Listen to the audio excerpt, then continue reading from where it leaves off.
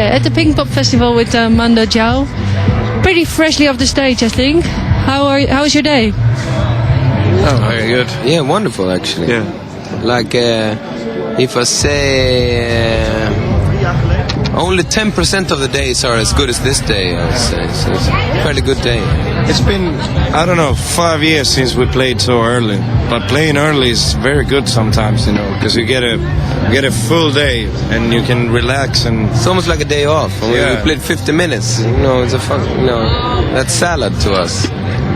Yeah. Is it more difficult to get people in the right mood when it's early in the day? Because if it's dark, you have the light show and everything. It's easier. It's our only talent to get people in good mood, you know. Yeah, so yeah. That's what we do. And also, people are. You see, people are enthusiastic to every band. I mean, they got 3 days. I mean, people go to 1 or 2 festivals a year, and they give everything on those festivals. And every day, you know, they got time to, you know. They got, you know, if you play, we play like 3 o'clock or 4 o'clock, you know, people slept, they can sleep along, and, you know, they had a few beers, and, you know, the party just started. I think it's a good time to go. It is, yeah. Well, you guys have been around for quite some time, actually, but your popularity is rising pretty fast over the last couple of months in Holland, because the new album came out, and you've got a single out that's doing really, really well. So I guess the people are now singing along more than they ever did to your shows. We experience it now. I mean, when we play in Holland, there's usually fans, you know, like hardcore fans, and they know everything, every little lyrics to every little song. Doesn't matter if we play B-sides or anything. But this time was the first time when we realized that we had a hit. Like Dance with Somebody, you had like 90% of the crowd cheering along, and yeah. But we had that in other countries, but with other songs. We had it in Sweden with the band, and in Germany with Down in the Past, and in Japan with Sheepdog, and different songs to different countries. So Holland is the Dance with Somebody country to us, you know. Just like, we Dutchies would just like to dance and rock out a little bit, I think. Yeah, I see that. I see that. Yeah, and also when I go to clubs in Holland, there's much more danceable music than in Germany, for instance. But people dance in a softer way than they do in Germany. In Germany, they dance like maniacs. They spit beer on each other and they like just freak out. In German clubs, we've actually went up to the DJ and asked him to play some Michael Jackson, and he said, "We don't play black music, sorry." I said, Which what? is weird.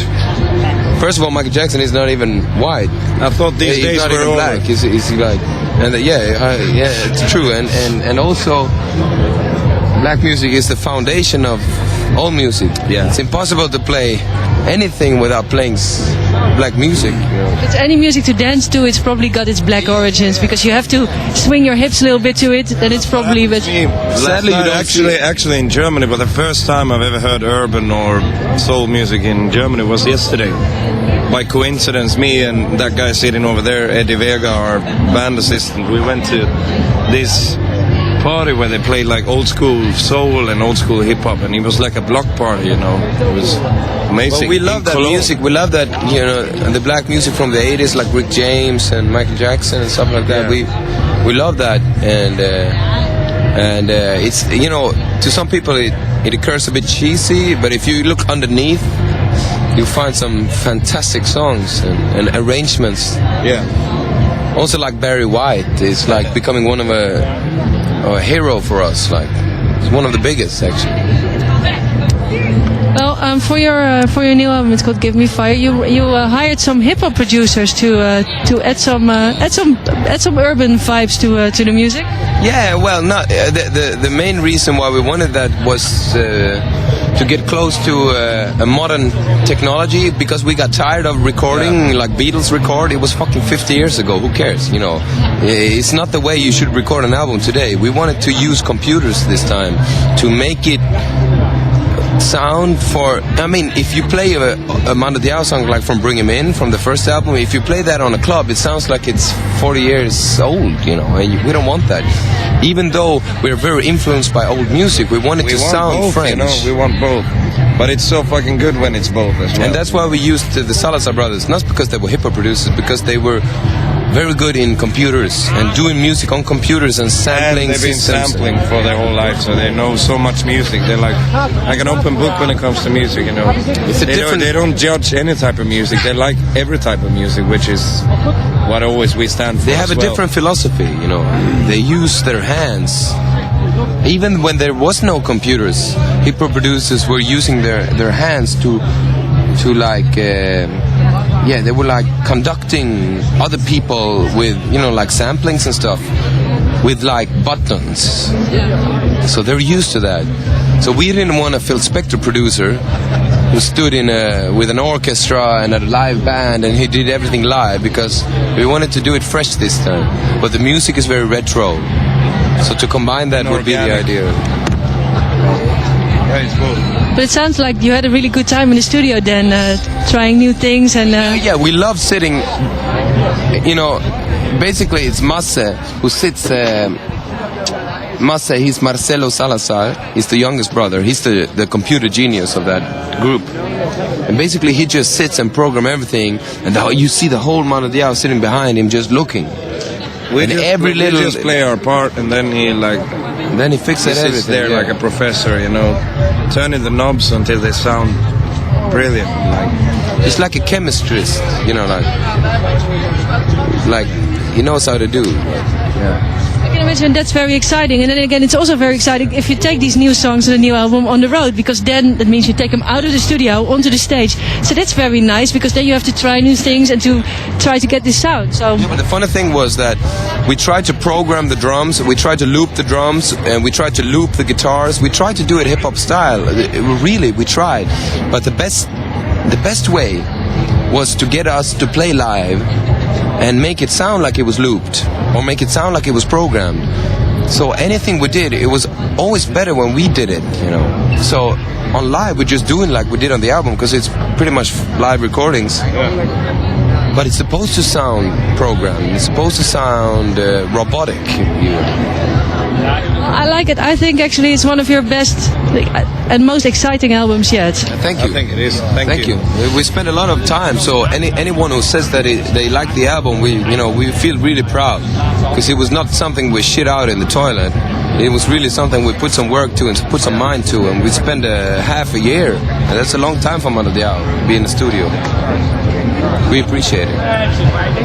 Well, you played already for today, so now you have some time to get inspired by other bands. So Yeah, well, most of the bands we've heard thousands of times, like Franz Ferdinand now. I mean, Amazing. we've heard them so many times.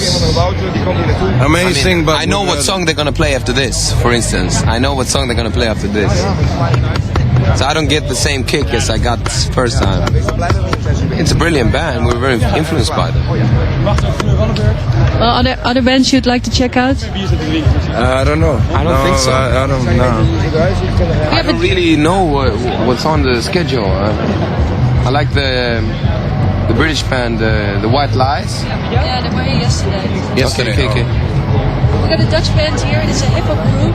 Yeah, You'd like really? to check them out, because Dutch hip hop is very Rap in inspiring. Dutch Yeah. or I They know, rap in I know Dutch. that all the hip hop artists in the world always have their tour premiere in Holland, in Amsterdam. yeah. There must be a reason, huh? Yeah, it must be. Well, What are they called? jeugdvertegenwoordigers. Well, it's Dutch also. But that doesn't really matter, because it's not so much about the words that it is about the rhythm and the feeling. Actually, very influenced by a Dutch artist. He's called Cornelis Vreeswijk. know him? Yeah, Vreeswijk. Yes, I know and him. he moved to Sweden when he was 8, and he's the biggest folk musician, singer-songwriter in Sweden that we have of all time. So He died actually, in the 87. biggest artist we ever had in Sweden, for real, is Dutch. He's a Dutch person, and he sang some songs in Dutch. I mean, I think Veronica and some of his songs are singing in Dutch, and he had some. He made Dutch records. Yeah, he has in the Dutch language. he has as well. a diamond album, not a gold, not a platinum, a diamond Dutch album. So he was fairly big in How do you get that? Holland That's as well. amazing. Diamond. album. Yeah, he has a diamond there. In an interview, he shows the diamond album. Fuck, man, if you get a diamond album in any country, that's 100,000 Even souls. on Iceland, that would be fantastic. I think that's a nice goal for you guys to one time get a diamond album. Diamond album. Yeah, man. I'm bling all over. So thank you for that. Very urban as well. Well, I think it's a nice goal to set for yourself for the future. I think if you continue to go this way, then this diamond album The more popular we get, the more diamonds and gold we want, you know. Next time I see you guys, you'll be wearing gold crosses and lots of bling bling in your ears. Gold belt, maybe. Looking forward to that. Too heavy to walk. Like, Just have to carry you up on the stage like Solomon Burke. Anyway, Eddie, you're gonna carry me, you know that? 2 years from now, you're gonna carry me. I'm gonna be so full of weight that you're gonna have to carry me around. we put you up on a big throne on the stage like Solomon Burke did, and put a lot of people around. That's gonna be wicked, like who man. did that? Oh, Solomon Burke. Solomon Burke, yeah, he sits on stage, yeah, but it's mostly fat. It's not so much jewelry.